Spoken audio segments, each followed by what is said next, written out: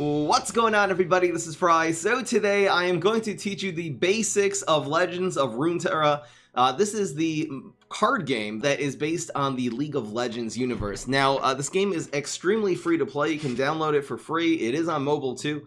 So all you PvZ Heroes fans out there, but really if you're just into any collectible card games, this will definitely be a great thing to try. The best way to actually learn this game is to just go right through the tutorial, which you play at the beginning of the game. I'm going to be replaying a few of these tutorial levels. I'm actually going to be skipping to 3 because you guys probably already know the basics of how attack and health and cost work in a card game, so I don't have to go through that at all. I will be jumping right into the third part of the tutorial, and I'll just be explaining everything. It's actually a very easy game to pick up, but also has an extremely high skill cap, like a skill level, so there's definitely room to get better and better at the game. A lot of crazy combos, and again, I'm going to explain how free to play this is, because as you actually just play, they give you packs. They just throw packs down your throat like you know it's enough. And then there's expedition modes, which is an arena draft mode. Maybe I'll show you that at the very end. So it's going to be your basic trading card game. Here's your hand. Your cards are, you're going to have your mana here on the right side. So it looks on turn 1, you're going to have 1. Turn 2, you're going to have, both players are going to have 2. Now they have this little sword icon over here.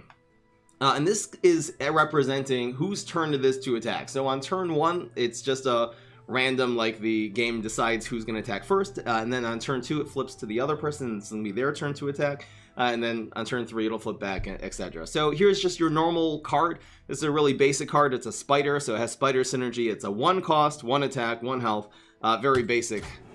You can play this onto the field. So we have 1 mana. We can play this card into the field. So whoever attacks actually plays their cards first. The opponent passed because they didn't have anything to play. So now we're able to play our cards, either our minions or our spells. And we have 1 mana, so we're going to put a spiderling onto the field. So he's able to attack this round, but he doesn't really have anything on the field. The way this works for attacking is you actually have to manually attack. So each player sort of has their bench that when you play the minions, they sit on your bench. And then when it's your turn to attack, you get to decide which of your minions you're going to drag onto the actual battlefield in order to attack your opponent. And then they're going to have a response, an opportunity to respond and put their minions up on the field. Now, when both players pass, so let's say it was his turn to attack, he doesn't have anything, he passes, and I actually pass. If both people pass without playing a card, the round ends. If one person passes, the other person has a chance to play a card, and then it's the other person's turn. If they play a card, then it keeps on going until 2 consecutive passes happen. Basically, you're agreeing together that you're passing this round. Alright, so now it's our turn to attack. We get 2 mana this turn. Of course, it's turn 2. We're going to play one of our champions. So this is going to be Elise. Now, if you see, this is a gold champion card. So it's going to have a special, again, 2 cost, 2 attack, 3 health. It has a special ability that when we attack, it's going to summon a spiderling. You can always see what the cards are referenced in the card. They're always just sitting right behind here, so we'll be summoning that. Plus, this has a level up ability, and that's the champion specifically. You can only have a few champions per deck, so it's sort of free to play in that way. Unlike PvZ Heroes, who can have a deck that's entirely legendaries. At the start of a round, you have 3 other spiders at the beginning of a round, so then she's actually going to level up. She actually gains extra stats and extra abilities. So we are going to just play Elise onto the field. We've got 2. Now it's our opponent's turn to play a card. This is just a little animation. It doesn't happen during a normal game, just during the tutorial they let you meet the characters a little bit. Okay, so now we're able to attack again because it's turn 2. So we are going to attack with Elise. We'll attack with the spider as well. When we attack, her ability of summoning this extra spiderling onto the attacking field, that just comes, so we get an extra spider here. Her ability, of course, synergizes very well with her level up ability, because this will make you have more spiders. She'll be able to level up. Alright, again, these normal cards cannot level up. It's only the few champion cards in each deck that are able to level up. So again, we did, our opponent used their 1 minion to block one of our spiders, and the other 2 attacked. We did 3 damage to the opponent's face, so the opponent is down to now 7 health. Alright, our opponent passes, we pass. Round's over. Now we're going to go to round 3. And our opponent's turn to attack this time. We got a couple other cards just with synergy. When I'm summoned, grant other spider allies 2/0, so it's a good spider synergy deck. What is this? Why, technology, of course. This is Heimerdinger. This is the hero that it's the champion that the opponent summoned. They actually, for the tutorial, make up fake abilities. This is not his real ability. It's usually he has to summon a bunch of robots. But here it says, when I've seen 1,000 spiders squish. Just a little Easter egg that they decided to put in this game. We're going to play. It's our turn to play. He has not attacked yet, so we're going to play House Spider. That's a nice 2-2. Go forth, my creations. He's sending his 1-1 little wrench bot robots in. So we're going to block with you. We're also going to block with Elise. Again, these are going to make good trades against these 1-1s. He didn't put his Heimerdinger onto the battlefield. He didn't want it to take damage. We still have 1 mana, so we're going to play our Spider. Just you wait. I have a new... What was he got up his sleeve? Alright, our turn to attack. We do have 3 other spiders on the field, so Elise is going to rank up. The coolest animations, every sort of champion has their own little ranking up, leveling up animation, which I love. House Spider. This actually is not the real ability of House Spider. This actually creates, in the real game, creates an extra little spider on the field, but they're kind of trying to make it simple for the tutorial. I don't know why. They're making a fake card. Poor robot. It's so cute. Poros are the cute little... It's like, you know how you have like the token little cute creatures in every game? This is just a 4-2. I'm just going to attack with this, even though he can use his 2-2 to counter it. It's okay. Anticipated outcome. We're going to attack. He actually made 2 good trades there. I could have not attacked with the 2-1 since he had a good trade with the with this guy. This is a crackling plat bot. Now, these aren't actually real cards. These are like tutorial only. This doesn't. These poor robots. They're so cute. It doesn't actually exist in the game. Wish that was a real thing. I'll go with Arachnoid Host. This is gonna give each of our guys extra attack. Little meal make some good trades. So the 4-2 trades well against the 1-1, or a 5-3 trades well against the 2-2. So we'll block those. Again, once we block the opponent, the reason it's giving the opponent a chance is they have any spells they could play it then. We'll get to spells later.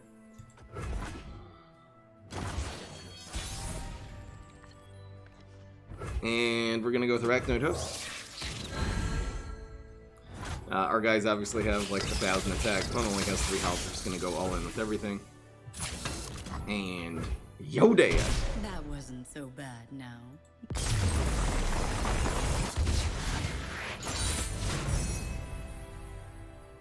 Do Porobots really exist? No, I wish they could make Porobot into a card. Again, this guy over here, if you see on the screen, the Poros, there's these little cute fluffy guys with the mustaches. We'll see those soon. Were they actually on the field for that part of the tutorial? Alright, let's move into the next one. Here's going to be Light and Shadow. We're going to learn a little bit about spells now. That was like the minion tutorial. Albasan, you love my smile. You're so sweet. Twitch chat. We're doing this live on Twitch. Having a very positive time with the Twitch community here. Here we go. Alright. So we're actually going to be starting this on turn 5. We have a fake Lux. This is not what she actually looks like. Okay, so here is spell. There's 2 things you got to know about spells. First of all, here's the cost. Here's what it does. And then there's this little burst ability. And there's actually going to be 3 types of spells in the game. There's going to be burst, which means you just can play it whenever you want. You can play it during a battle, before a battle. It does not cost you a turn to play it, as you see when we play this card. This is, even though it's playing a card, it's actually not going to cost us our turn, so we'll be able to play a different card immediately. As you see, we can now play the Bright Steel Protector. There is going to be also fast spells, which are not quite as fast as burst. They actually cost you a turn to play, but they can be played during combat. Like once you've already committed all your minions on the field and they block, then you can start playing fast spells. And then there's also going to be slow spells, which are exactly like playing a minion, meaning you cannot play them during combat, and when you play them, they do cost you your turn. So they're suggesting we put the Bright Steel Protector. We're going to go and protect our champion, who's Lux. This gives her a barrier, so the barrier will just absorb all damage done, like the first bit of damage. So if this takes 1 damage, it'll break the barrier. If it takes 10 damage, it'll break the barrier. It will just protect this for the next shot. This will also disappear. Barriers disappear at the end of the round. Time for this candle to flicker. We'll see about that. This is Zed. So Zed has he's a 3-cost 3-2. And he has an ability whenever he attacks. When he's defending, it's not going to do his ability. But it's only when he attacks on offense, he's going to create one of these living shadows, which will also actually help him rank up, because when him or his living shadows have hit the opponent's nexus twice, that's what our health, our face health, our base health is called in this game. He's going to level up. We'll not worry about him leveling up now, because he's just going to block with Zed, which is really dumb play. Alright. Maybe it's not. So now he used a burst spell, and so now we were able to play any burst spells or fast spells. We didn't have any in our hands that's playable. Ours cost 8. Our opponent had an extra 3 mana there, so he was actually able to play this spell called Twin Disciplines, which actually gave this guy 3 extra health. So now that this trade is, I'm not able to like switch around my minions and like put the 5/3 here. This is already locked in, the actual fights, but then you could just play spells on top of that, which is actually going to make his Zed survive here and kill our 3 things. Keep it going. This is just Final Spark, deals 6 damage to enemy unit. This is a fake card again. Why is every card in the tutorial not real? Alright, so he's going to attack with Zed. He buffed this up, used a burst spell, did not cost him his turn. So his ability, of course, when he attacks, it creates another living shadow that has the same stats. We are going to defend with Lux, which these would typically trade evenly, because they all have more attack than health. But we're going to play Prismatic Barrier. This card simply just gives an ally barrier this round. Again, this is a burst spell, so we can just play it during combat. These are already matched up, and this is actually going to kill his Zed, sort of for free without our Lux dying. Swap 2 allies. Oh, there he is. That's another fake card. Why don't they make real cards for the tutorial? But he just made that the little living shadow dies instead of the base card, the Zed, which is obviously a lot better instead of that dying. Alright, so here it's going to explain spell mana. Now, the rule is you get, again, 1 mana on turn 1, 2 on 2, 3 on 3. And if any mana that you have not spent can actually carry over to the next round as spell mana. Now, spell mana, you can only, you see how we have 3 left over, so this 3 is going to fill up the 3 spell mana. And you're only able, so only 3 mana can be left over. If you have 5 unspent mana, then it's just going to be 3 are going to be left over spell mana. Also, spell mana can only be used on spells. I won't be able to spend these 3. Let's say I had 2 minions that cost 5. I have 10 mana. You're only going to be able to play 1 minion that costs 5 and then 1 spell that costs 5. So when you use a spell, it'll use up your spell mana first. So you still have the better real mana to spend on your minions. So it's suggesting that we use our Final Spark. This is a burst spell. We can use this to do 6 damage to this guy. Note it! Yeah, he's dead. Alright, Lux is going to level up because we spent more than 6 mana worth of spells. That was her ability. And this is when she attacks, creates a Final Spark. It's not really her ability. Maybe this was Lux's like old ability in like the alpha of this game, and they just left that in the tutorial for funsies. This can't go face. Pass. This one says draw. So we have 8 regular mana and 2 left over. The opponent has 8 plus 3. We're going to Bright Steel, protect our Lux. Don't want to take 4 damage from either. Don't want our Lux to die. Shine with me. I'm just going to... It's fine. I'll be able to use the Final Spark to kill whatever he plays from his hand.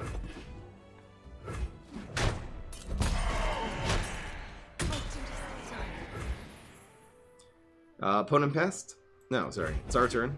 Our opponent attacks, and then flips to us. We pass, they pass, next round. We're just going to be able to open attack with Lux. And that should do it. The superior tactic is to never give up. Lux is Do we win? Some of the cards are real. I know some of them are. And the Lux is not real. None of these cards are the real stats. I don't know why they do that. Don't worry about the stats. You learn the card. It's like every card game. You click on every card, and you learn what it eventually you pick up. You know what they do. All right. So that was explaining the basics of spells. Let's see what this next tutorial will do for us.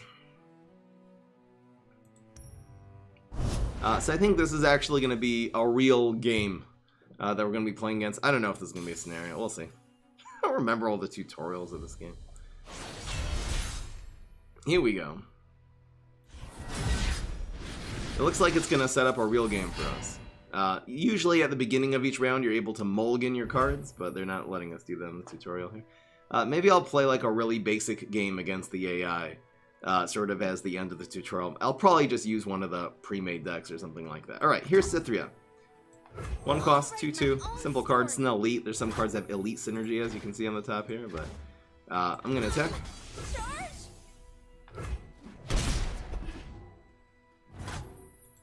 Alright.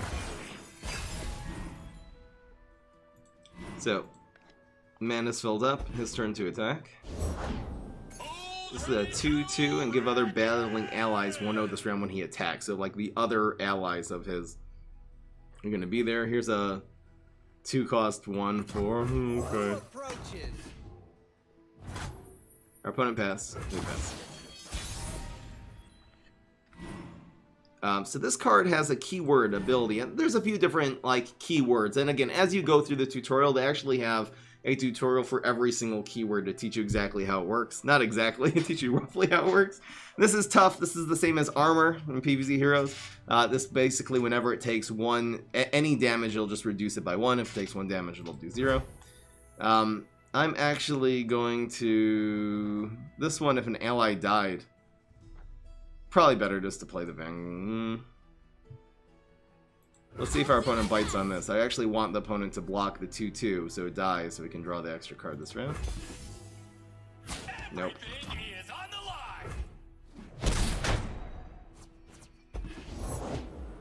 This is a 3/1. This is actually still... Well... Alright, let's go Vanguard. With the armor. So that's a 2/2. Basically a Conehead zombie. Every game has to have a 2 cost 2/2 with 1 armor. Come on. Doesn't matter which game. Let the bloodshed begin.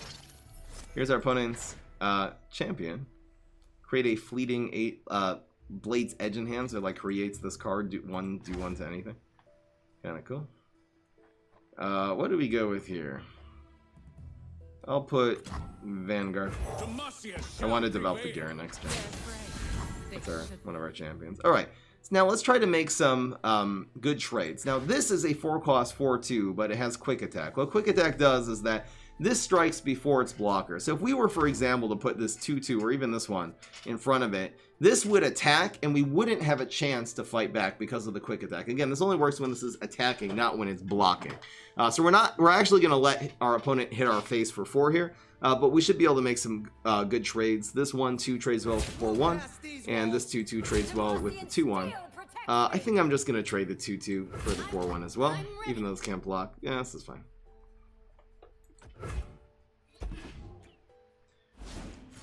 He's gonna do 1 damage to to the guy with armor because he's a dumb robot. It's just Again, this does 1 damage. It actually does 0. Oh snap! And the condition for Katarina for leveling up is actually just to strike our Nexus 1, so that happened, and it actually goes back into the opponent's hand when it levels up. Recall means bounce. It's the term in this game. It's just how that champion works. Alright, here comes our champion. So this is going to be Garen. This is a champion 5/5/5. Decent stats. Regeneration means it's going to heal fully. So if this were to take 3... Let's say this were to take 4 damage blocked by Katarina this round. This will go down to a 5/1, but at the beginning of the next round, it'll go back to a 5/5. Its level up is to strike twice, so that is both attacking and defending, and then it turns into a 6/6. It also has round start rally, and this makes it that you're able to attack. Basically, rally means it's the person who has the sort of attack token. The opponent actually has one, even though it's our turn, because they play this card, which is play rally. So this is basically going to make us be able to attack, not only when it's our turn to attack, but even on the opponent's turn, we're going to be able to do it. During our turn, we'll be able to attack. So we're just going to go in with everything here. This has an ability, it gains 2/2 whenever it attacks, so that will trade. This now, it has struck 1, so that's going to update on its card. This is basically a full game. I'm actually not going to have to play another game after this. This is a pretty decent tutorial game. I haven't really gotten any spells yet, but that's okay. Opponent played a very weak House Spider. This is what it really does. It summons a Spiderling when you play it. So we have 6+1. We'll either be able to go... We can go Plucky Poro. We can also go Vanguard. Or we can go Silverwing. Heh. I'm going to do a cool play. I'm going to play Plucky Poro. Opponent's just going to attack with these, probably. Made another House Spider. I'm going to pass. Oh, the opponent didn't attack? Okay. Now it's our turn. We have Cythria, really good. 6 cost, 6/6. And when this attacks, it's going to give the other battling allies 1/1. So each of these are going to gain 1 attack and 1 health. And also gives them Fearsome. Fearsome is just another keyword in this deck, in this game. It can only be blocked by enemies with 3 or more power. So let's say, for example, all these little guys with 2 and 1 attack are not going to be able to block the other guys. They'll still be able to block Cythria because they're going to have Fearsome. So we're going to go in... this 5/5 does not trade well against the 6/5 though. I probably should have opened attack. What do we do here? I'm gonna hold on to my Garen and just attack with these. Well, actually no. We only need 9 damage. This is always guaranteed lethal anyway. Again, none of these guys with 2. Oh no, it's not. I'm only doing 5. I forgot that he's gonna be able to use one of the little guys to defend Cythria. It's okay that it doesn't rank up. This is fine. Turn 8. The world awaits. Forward. 3 cost 3/2. Give my support ally quick attack this round. That's a cool card. I should use that with Fiora. What do you do when I'm summoned rally? This will allow us to attack this turn. That's pretty neat. Lady Crown Yeet. an honor. The honor is mine, Cythria. Our opponent did not attack. We will attack. Again, these are all going to get buffed up. He's only able to block with the 3/2. And we win. Didn't end up even using any spells there. So that is the basics of how to play Legends of Runeterra. Now, this was, again, very, very basic, simple cards. There are so many synergies in this game. The amount of crazy combos, I mean, insane, clever combos are just through the roof, and that's one of the reasons why I'm so addicted to this game. I've only tried, like, such a small, like, drop out of the ocean of the kind of decks you can do in this game. I'm really looking forward to creating a lot of real creative stuff. There also is a little bit of RNG. The last thing I'm going to show you is just how generous the rewards are. So what you do is when you sort of start, you're going to have like this little road. And when you gain 250 experience, you get your first reward, and then 500 experience, and etc. And you can actually change your region. So this will give us cards, Noxus cards, which is one of the classes in this game. Be able to switch that to Bilgewater, which is the new class, which is sort of RNG, and then it'll have its rewards.